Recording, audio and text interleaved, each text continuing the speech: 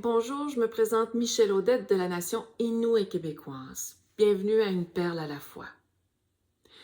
Cette perle-ci, j'aimerais la donner, la partager et l'enrober de beaucoup d'amour aux 215 petits êtres lumière qu'on a découverts récemment sur un ancien site d'école résidentielle, un pensionnat à Kamloops. Cet amour-là aussi, j'aimerais la partager aux familles qui ont perdu tous ces êtres chers-là.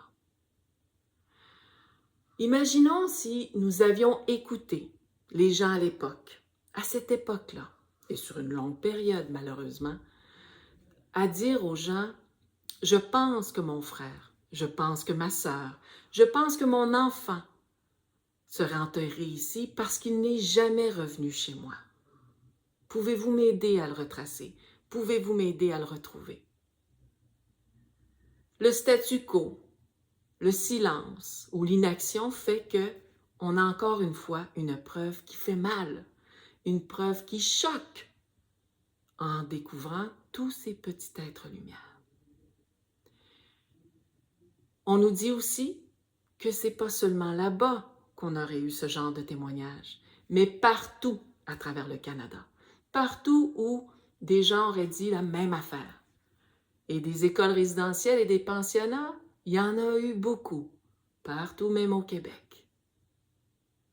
Alors je nous encourage à nous rappeler que l'histoire contient aussi des chapitres sombres, lourds et difficiles, et que ce n'est pas seulement au premier peuple de porter ces chapitres lourds et difficiles, mais à l'ensemble de la société canadienne et québécoise. Et à partir de ce moment-là, vous comprendrez que quand je dis « imaginons que nous sommes dans un contexte comme aujourd'hui, et on fait cette découverte, et qu'on sait aussi que les enfants ont des droits internationaux, reconnus à l'international, des droits aussi au Canada et au Québec. C'est pas pour rien qu'on a une commission des droits de la personne et des droits de la jeunesse. Nous n'avons pas respecté les droits des enfants dans ce cas-ci. Et la même chose pour les parents. Les parents aussi ont des droits. Nous n'avons pas respecté les droits des parents ici. Et encore bien moins les droits de la personne et les droits humains. Vous allez me dire, oui, c'est dans un ancien contexte. Mais reste que les effets de ces lois coloniales ou de ces politiques coloniales, on les vit encore aujourd'hui en 2021. Et on les vit non seulement de façon individuelle, mais de façon collective. Et ça fait mal. Mais en même temps, beaucoup de gens vont se lever, relever les manches et proposer des solutions, proposer des mesures de rechange.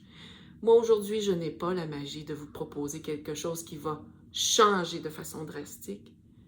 Mais si je vous disais l'importance de reconnaître, l'importance de connaître ce passé, et qu'on pourra, après ça, par la suite, de parler d'une réelle réconciliation, ça me ferait chaud au cœur.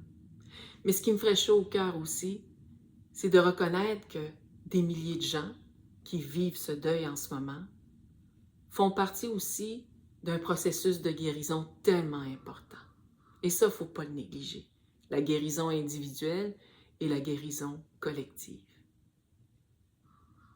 Alors, si vous avez envie de faire partie de ce mouvement de vérité et de guérison collective, je nous encourage à changer l'histoire dans nos écoles. Je nous encourage à demander à nos élus, à nos gouvernements, à nos organisations.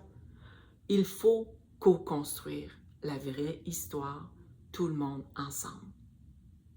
Encore une fois, beaucoup d'amour pour ces 215 petits êtres lumière et tous ceux et celles qui sont encore enfouis dans des fosses communes, dans des sites de sépulture ou dans des endroits qu'on ne sait pas. J'espère que vous allez rentrer chez vous un jour auprès de vos membres, auprès de vos nations.